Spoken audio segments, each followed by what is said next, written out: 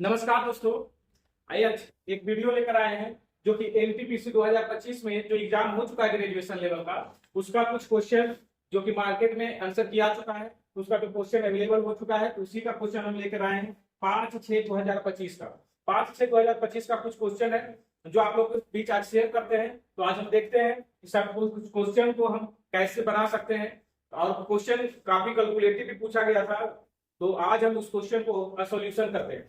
Question कुछ इस प्रकार है कि कह रहा है आपसे कि फाइंड द वैल्यू ऑफ के का मान आप मुझे बता दें यदि इसका जो दिया हुआ equation 2x² plus kx plus 8 बराबर 0 और 3x² plus 4x plus 12 equal to 0, और इसके बारे में कह रहा है इसका जो रूट्स है वो कॉमन है। रूट्स क्या है? कॉमन है। जब भी आपको ऐसा क्वेश्चन आता है कि दो इक्वेशन दिया रहेगा, दोनों का रूट्स कॉमन रहेगा, मतलब कि x का मान को बराबर है दोनों में, x का मान दोनों में बराबर है, तो करेंगे क्या? दोनों के कोफिशिएंट का रेशियो बराबर होगा k/4 के बराबर होगा। दोनों के कोफिशिएंट का रेशियो बराबर होगा। इसको तुरंत बनाएंगे। k का मान क्या आ जाएगा? ये मल्टीप्लाई हो जाएगा 4 दूना 8/3। 8/3 का मतलब होता है 2.2/3। 2.2/3 यही आपका आंसर हो जाएगा। दोनों के कोफिशिएंट का रेशियो बराबर हो जाएगा। ध्यान में रहेगा। चलिए नेक्स्ट क्वेश्चन पे आते हैं। कह रहा है दो संपूरक कोण। संपूरक का मतलब होता है दो कोणों का योगफल आपका 180 डिग्री हो जाए, और जिन दो कोणों का योगफल 90 डिग्री के बराबर होता है उसे पूरक कोण कहते हैं। उसे पूरक कोण कहते हैं। इसे कॉम्प्लीमेंट्री एंगल बोलते हैं। इसे कॉम्प्लीमेंट्री एंगल बोलते हैं। इसे सप्लीमेंट्री एंगल बोलते हैं। तो कह रहा है दोस्त, यहाँ पर संपूरक की बात कर रहा है, सप्लीमेंट्री की बात कर रहा है, तो अल्फा प्लस बीटा का जोड़ आना चाहिए 180। उनमें से कहता है छोटा कोण से 180 डिग्री, बड़ा कोण 28 डिग्री बड़ा है। मान लेते हैं छोटा कोण 100 होगा तो बड़ा कोण हो जाएगा x प्लस 28, और दोनों का जोड़ हो जाएगा 180। अब यहाँ से इस थ्योरी को अगर हम अप्लाई करते हैं तो 2x का जो वैल्यू आ जाएगा 152 आ जाएगा। ये बात इधर जाके घटेगा तो 152 ये कैंसिल हो जाएगा। तो x का वैल्यू आ जाएगा 76, मतलब कि छोटा एंगल जो आएगा वो 76 और बड़ा एंगल जो आएगा वो 76 में 28 ऐड करने के बाद आएगा। क्योंकि यहाँ पर पूछा है कि छोटा एंगल कितना होगा, तो छोटा एंगल 76 होगा। अगर आपको समझ में आ रहा है सारा चीज तो आप वीडियो को लाइक करते चलेंगे, दोस्तों के बीच शेयर करते चलेंगे। चलिए एक और सवाल आपका पूछा है। देखिए क्वेश्चन बहुत बड़ा सा है। पूछ रहा है कि एक आदमी 7 घंटे में 519 किलोमीटर की दूरी तय कर दी है। ठीक है, यदि इस दूरी को का 2/3 5/7 समय में तय कर लेता है तो शेष दूरी, अब बताइए अगर इस कोई आदमी है कि डिस्टेंस जाना चाहिए उसको 519, उसमें से 2/3 चला गया तो बच कितना गया? 1/3 बचेगा। कितना बचेगा? 1/3। 7/3 51 होता है और 173 बच जाएगा।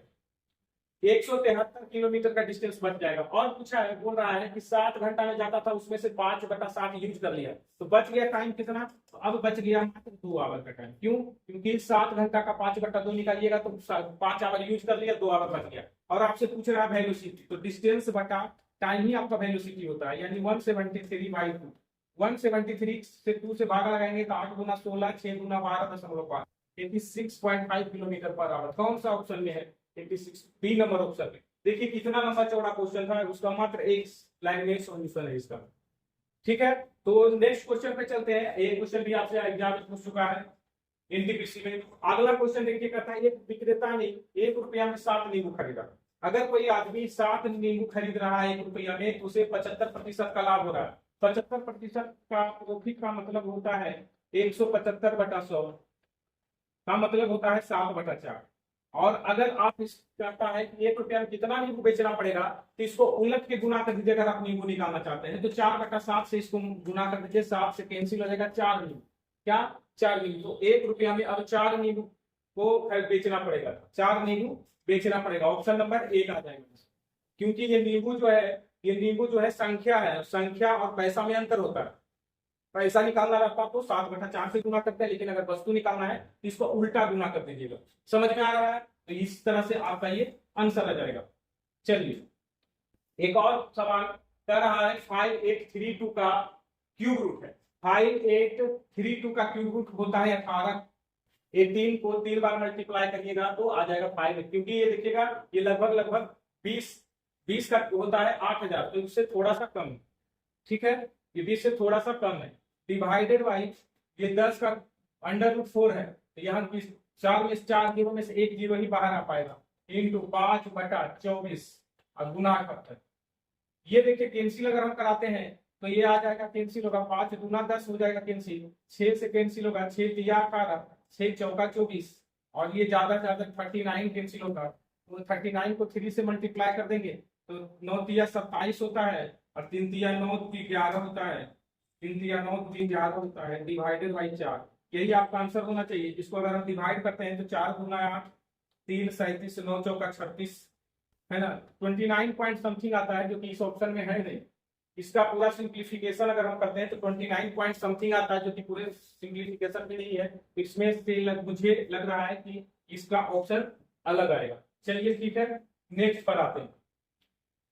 कह रहा है कि एक नंबर ये दिया गया है, दूसरा नंबर ये दिया गया है, और फिर इसको दिया गया और इसको सिंप्लीफाई करने के लिए कहा गया। अगर जैसे ही आप इसको तोड़ने की कोशिश करेंगे तो आप उलझ के रह जाएंगे। क्या होगा, आप उलझ जाएंगे इसमें। आप क्या कर लो, सबसे अच्छा x बराबर कुछ पुट कर लो और y का मान भी कुछ पुट कर लो, तो इसका कुछ वैल्यू मिल जाएगा।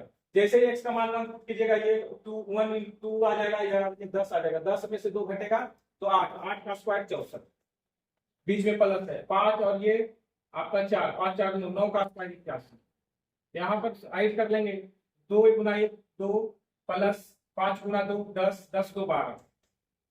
यहाँ पर मल्टीप्लाई करेंगे तो 2 देखिए आ जाएगा, और 5 गुना 10 आ जाएगा, 10 में से 2 घटेगा 8, तो ये -8 आ जाएगा, इंटू में -8।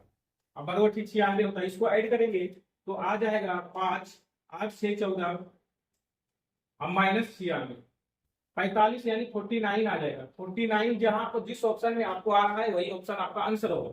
अब आप देखेंगे कि इसमें तो 49 आ नहीं सकता है ना, 34 में से कुछ घटेगा ही घटेगा, तो 49 आ नहीं सकता, ये भी नहीं आ सकता, इसे भी करेंगे तो नहीं आएगा। यहाँ पर देखिएगा 33 को मल्टीप्लाई करेंगे, यहाँ पर 33 का 1 स्क्वायर यानी 33, और यहाँ पर 2 का स्क्वायर करेंगे, 2 का स्क्वायर 4, 4 चौका 16, 33 और 16 49 आ रहा है, तो ऑप्शन नंबर 4 आपका बेहतर ऑप्शन है। और इसी तरीके से क्वेश्चन को बनाएंगे, अगर पुट करके बनाएंगे तो बन जाएगा, और अगर इसे स्क्वायर करने लग जाएंगे तो काफी समय आपका चला जाएगा, और यही एग्जामिनर चाहता है कि आपका समय जाए।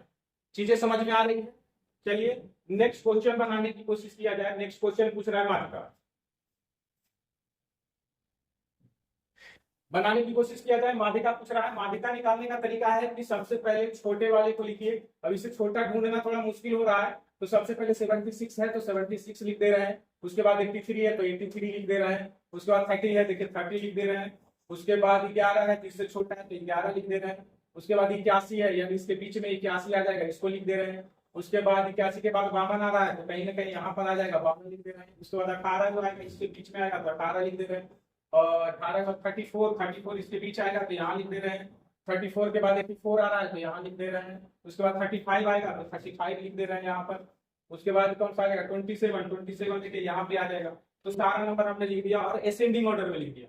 अब क्या कर रहा है, इसकी माध्यिका निकालनी यानी जो बीच में आता है, तो टोटल कितने नंबर होंगे 1 2 3 4 5 6 7 8 9 10 11, यानी कि छठा नंबर जो होगा बीच में होगा, तो छठा नंबर कौन आ जाएगा 1 2 3 4 5 6, ये नंबर बीच में आ गया, ऑप्शन आपका 35, यही आपका आंसर हो जाएगा, जो बीच में आएगा। माध्यिका का मतलब होता है जो बीच में आ जाए, असेंडिंग ऑर्डर में सजाने के बाद जो बीच में आ जाए वही आपका माध्यिका है, वही आपका मीडियन है।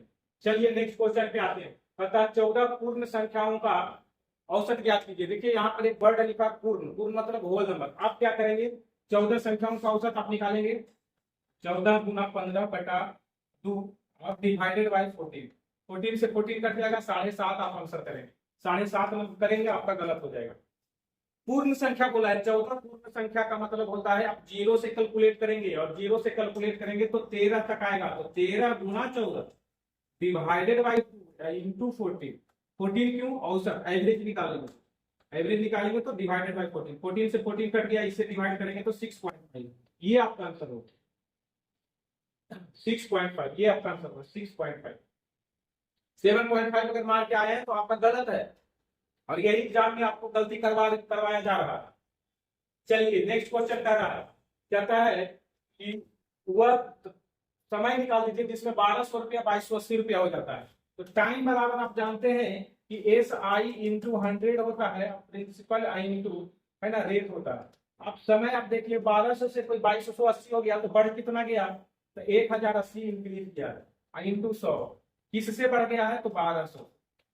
और देखिए रेट की बात करता है तो रेट आपका 4% है, जो कि बहुत ही सिंपल है। जो कट रहा है उसे आप कटा सकते हैं, 12 से कट जाएगा ये 90 बार में, और ये कट जाएगा 22.5, तो यहाँ से आ जाएगा ये 22.5 साल, 22.5 ईयर्स। ऑप्शन में है क्या, एक नंबर ऑप्शन में। तो ये काफी सिंपल क्वेश्चन था, और ये क्वेश्चन आपका एनटीपीसी में पूछा जा रहा है। कुछ क्वेश्चन में लॉजिक लगा के पूछ रहा है, कुछ क्वेश्चन आपका ऐसे ही बेसिक लेवल पे पूछ रहा है। जैसे ये क्वेश्चन है, फिर से एक संपूरक कोण का क्वेश्चन आ गया, कहता है दो संपूरक कोण है, उसमें से बड़ा कोण छोटे से 50 अधिक है। मैंने बताया कि संपूरक मतलब सप्लीमेंट्री होता है, जिसका अल्फा प्लस बीटा का जोड़ होता है 180 डिग्री। मैं अगर एक एंगल को x मान लूं तो दूसरा एंगल x प्लस 50 हो जाएगा, और दोनों को एंगल को ऐड कर दूं तो 180 के इक्वल आएगा। ये इधर जाके घटेगा तो 130 हो जाएगा, और ये 2x का वैल्यू आ जाएगा। यानी x का मान अगर हमें चाहिए होगा तो x का मान मैं इसे डिवाइड कर दूंगा 2 से तो 65 आएगा। और छोटा एंगल आपसे पूछेगा तो 65, तो पूछा है छोटा एंगल कितना है तो 65, यही आपका आंसर हो जाएगा ऑप्शन नंबर 4। अगर इसी में पूछा जाता कि बड़ा एंगल क्या होगा, तो 65 में हम 50 को ऐड कर लेते हैं, 7 5 12, सॉरी 6 5 11, 115। इसमें ऑप्शन भी नहीं है, तो कोई भी पूछ सकता था, बड़ा पूछे या छोटा पूछे। चलिए आज का, अगर आपको ये वीडियो अच्छा लग रहा है तो आप इसे शेयर कीजिए और दोस्तों के बीच शेयर करिएगा, सब्सक्राइब कीजिएगा, तो हम और वीडियो जितना भी कैलकुलेटिव क्वेश्चन है सारा उसका वीडियो लेकर आएंगे। ठीक है, तो चलिए आगे करता है। वरुण आशीष मेजर एक हॉल को दो आदमी है, वरुण प्लस